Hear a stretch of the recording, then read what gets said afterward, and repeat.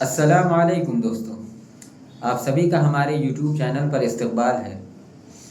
اس سے پہلے ویڈیو میں آپ نے دیکھا کہ عبد الرحمن بن عوف نے مکہ میں اپنا تمام بزنس چھوڑ کر اللہ کے رسول صلی اللہ علیہ وسلم کے ساتھ مدینہ ہجرت کر گئے، اور آج کی ویڈیو میں ہم دیکھیں گے کہ عبد الرحمن بن عوف رضی اللہ عنہ نے اپنے بزنس کو یہودیوں کے اس بڑے بازار میں فرام اسکریچ کیسے شروع کیا۔ تو آئیے دیکھتے ہیں۔ اسی طرح عبد الرحمن بن عوف ہر دن یہودیوں کی اس مارکیٹ جانے لگے اور تھوڑا تھوڑا پروفٹ کمانے لگے۔ کچھ عرصہ گزرنے کے بعد عبد الرحمن بن عوف نے سوچا کہ کیوں نہ میں اس بٹر اور کھجور کو ملا کر اس سے ایک مشہور عرب سویٹ ڈش بناؤں جسے ہائیس کہا جاتا تھا۔ تو انہوں نے ایسا ہی کیا اور اس سے عبد الرحمن بن عوف کے پروفٹس ڈبل ہو گئے۔ جیسے ہی عبد الرحمن بن عوف کی دولت تھوڑی بڑھنے لگی، ایک دن وہ رسول اللہ صلی اللہ علیہ وسلم سے ملے۔ آپ صلی اللہ علیہ وسلم نے ان کے کپڑوں پر کچھ سیلیبریشن کے نشان دیکھے تو عبد الرحمن رضی اللہ عنہ نے انہیں بتایا کہ میں نے شادی کر لی ہے۔ مکہ سے آنے والے سارے مہاجروں میں عبد الرحمن بن عوف پہلے آدمی تھے جنہوں نے مدینہ میں شادی کی تھی، کیونکہ حضرت عثمان کے بعد صرف عبد الرحمن بن عوف ہی شادی کرنا افورڈ کر سکتے تھے۔ شادی کے بعد بھی عبد الرحمن بن عوف کا بزنس بڑھتا رہا اور اب وہ اپنے باقی بزنسز کے ساتھ ساتھ گھوڑوں کا بزنس بھی کرنے لگے اور مدینہ کے لوگ ان سے گھوڑے خریدنے لگے۔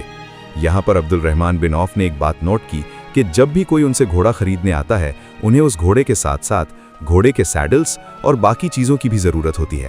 تو اب آف کورس عبد الرحمن بن عوف نے یہ بزنس بھی شروع کر دیا، اور اس کے بعد آخر عبد الرحمن رضی اللہ عنہ نے مدینہ میں کپڑوں، لیدر اور پرفیومز کا بزنس دوبارہ شروع کیا، اور یہ وہی بزنس تھے جو مکہ کے لوگوں نے عبد الرحمن بن عوف سے زبردستی چھینے تھے۔ آخر عبد الرحمن رضی اللہ عنہ کا بزنس اتنا بڑھ گیا یہاں تک کہ عبد الرحمن بن عوف کے بڑے بڑے قافلے مدینہ سے یمن اور شام آنے جانے لگے۔ اب فائنلی مسلمانوں کا سب سے بڑا بزنس مین عبد الرحمن بن عوف یہودیوں کے سب سے بڑے بزنس مین ابو رافع کو ٹکر دینے کے لیے تیار تھے۔ اس یہودی اور عبد الرحمن رضی اللہ عنہ کے بزنس کرنے کا طریقہ بالکل ڈیفرنٹ تھا۔ یہودی آپس میں سستی چیزیں اور دوسروں کو مہنگی چیزیں بیچتے تھے، لیکن عبد الرحمن بن عوف کے قافلوں میں سب کو ایک ہی ریٹ میں چیزیں بیچی جاتی تھیں۔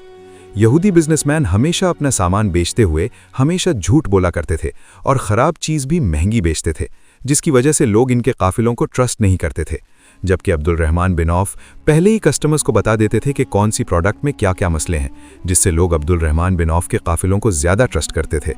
عبد الرحمن بن عوف اپنے بزنسز کے لیے کسی سے قرضے نہیں لیتے تھے، ہر بزنس اپنے پیسوں سے کیا کرتے تھے، چاہے جتنا بھی چھوٹا کیوں نہ ہو، جسے آج بوٹ سٹریپنگ بزنس کہتے ہیں۔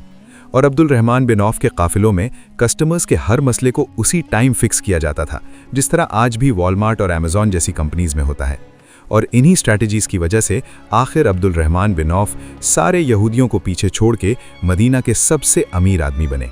یہ سب دیکھ کر ایک دن کسی نے عبد الرحمن بن عوف سے پوچھا کہ آخر آپ نے اتنا بڑا بزنس بنایا کیسے؟ تو انہوں نے جواب دیا کہ میں نے کبھی بھی ایسا کوئی بھی پتھر نہیں اٹھایا جب تک مجھے یہ امید نہ ہو کہ اس پتھر کے نیچے گولڈ ہوگا۔ یہ تو تھے عبد الرحمن بن عوف کے بزنسز، لیکن اس سب کے علاوہ بھی عبد الرحمن رضی اللہ عنہ آپ صلی اللہ علیہ وسلم کے ساتھ ہر جنگ میں بہادری سے کھڑے تھے اور اپنے اسی بزنس کے دولت سے مسلمانوں کی اس آرمی کو سپورٹ کرتے رہتے تھے، یہاں تک کہ جنگ احد میں آپ صلی اللہ علیہ وسلم کو ڈیفینڈ کرتے ہوئے عبد الرحمن رضی اللہ عنہ پر تلوار کے 21 وار کیے گئے، اور وہ اتنے زخمی ہوئے کہ احد کی جنگ کے بعد وہ کبھی بھی صحیح طرح نہیں چل سکتے تھے۔ عبد الرحمن بن عوف آپ صلی اللہ علیہ وسلم کے اتنے ٹرسٹڈ آدمی تھے کہ ایک دن آپ صلی اللہ علیہ وسلم نے انہیں اپنے پاس بلایا، ان کے سر پر خود اپنے ہاتھوں سے کالی پگڑی باندھی اور پھر انہیں مسلمانوں کی ایک فوج کا لیڈر بنا کر عرب کا ایک علاقہ فتح کرنے کے لیے روانہ کیا، اور انہوں نے وہ علاقہ فتح کر لیا۔ جس کے بعد جب مسلمان خیبر کی جنگ جیتے، آپ صلی اللہ علیہ وسلم نے عبد الرحمن بن عوف کو خیبر کے 2 بڑے باغ گفٹ دیے۔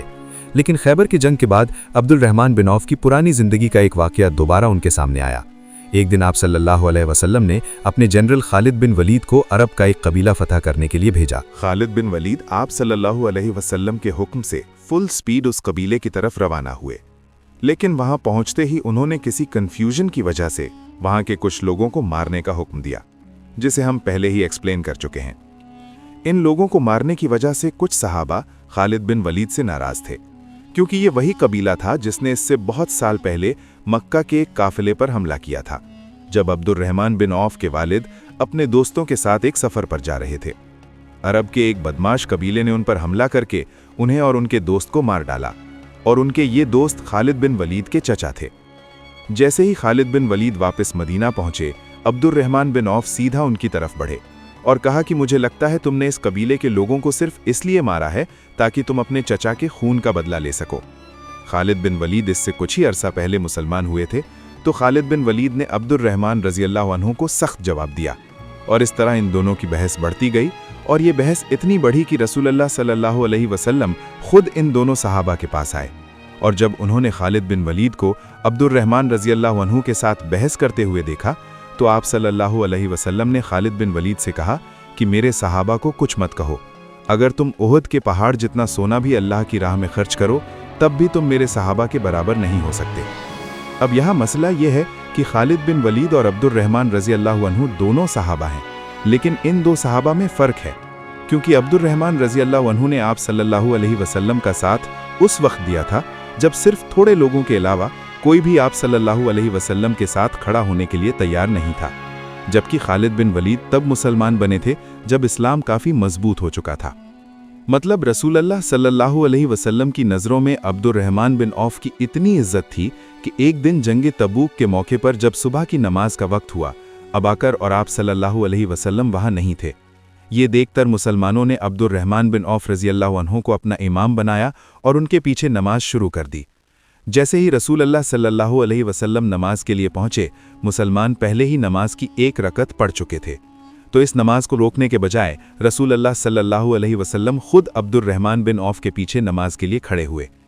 जैसे ही नमाज पूरी हुई, आप सल्लल्लाहु अलैहि वसल्लम अपनी नमाज पूरी करने खड़े हुए तो ये देखकर सारे मुसलमान डर गए कि उन्होंने बहुत बड़ी गलती की है। लेकिन अपनी नमाज पूरी करके आप सल्लल्लाहु अलैहि वसल्लम ने सबसे कहा कि तुम लोगों ने बिल्कुल ठीक किया है। इस तरह अब्दुर्रहमान बिन औफ ऐसे अकेले इंसान थे जिनके पीछे आप सल्लल्लाहु अलैहि वसल्लम ने खुद नमाज पढ़ी हो। और इस जंग तबूक में अब्दुर्रहमान बिन औफ ने बहुत सारा सोना, बहुत सारे ऊंट और घोड़े और अपने माल का आधा हिस्सा मुसलमानों की फ़ौज के लिए डोनेट कर दिया था। इस फ़ौज के लिए अब्दुर्रहमान बिन औफ से सिर्फ एक ही संभावी ने ज़्यादा डोनेशंस दी थीं और वो थे हज़रत उस्मान। अब्दुर्रहमान रज़ियल्लाहु अन्हु के इन्हीं कामों की वजह से आप सल्लल्लाहु अलैहि वसल्लम ने उन्हें दुनिया में ही जन्नत की खुशखबरी सुनाई थी और अपनी वफ़ात से पहले आप सल्लल्लाहु अलैहि वसल्लम ने अपनी एक बीवी से कहा था कि जो भी मेरे बाद तुम्हारा मतलब उम्महातुल मोमिनीन का ख्याल रखेगा वो एक सच्चा मुसलमान होगा। और उसके कुछ ही अरसे बाद आप सल्लल्लाहु अलैहि वसल्लम इस दुनिया से चले गए और आप सल्लल्लाहु अलैहि वसल्लम के बाद सारी उम्महातुल मोमिनीन का हमेशा अब्दुर्रहमान बिन औफ ही ख्याल रखा करते थे। आप सल्लल्लाहु अलैहि वसल्लम की वफ़ात के बाद अब्दुर्रहमान बिन औफ मुसलमानों के सारे खलीफाओं के सबसे बड़े मिनिस्टर्स में से थे और हज़रत उमर ने अपने बाद खिलाफत के 6 बड़े सहाबा में अब्दुर्रहमान बिन औफ को भी नॉमिनेट किया था, जिसे हम एक्सप्लेन कर चुके हैं। इतनी बड़ी खिलाफत का मिनिस्टर होने के साथ साथ अब्दुर्रहमान बिन औफ का बिजनेस भी बढ़ता जा रहा था और कहा जाता है मदीना का एक बहुत बड़ा हिस्सा सिर्फ अब्दुर्रहमान बिन औफ के बिजनेस से चलता था। ये वही मदीना था जहां कुछ ही साल पहले अब्दुर्रहमान बिन औफ अपना सब कुछ छोड़कर खाली हाथ आए थे और आज वो इसी मदीना से दुनिया के सबसे अमीर आदमी थे। लेकिन इतना अमीर आदमी होने के बाद भी उन्होंने कभी भी अपने आप को किसी से ऊपर नहीं समझा, बल्कि उन्होंने अपनी ही बहन की शादी एक ऐसे सहाबी से कराई जो किसी ज़माने में मक्का के एक गरीब गुलाम थे, हज़रत बिलाल रज़ियल्लाहु अन्हु।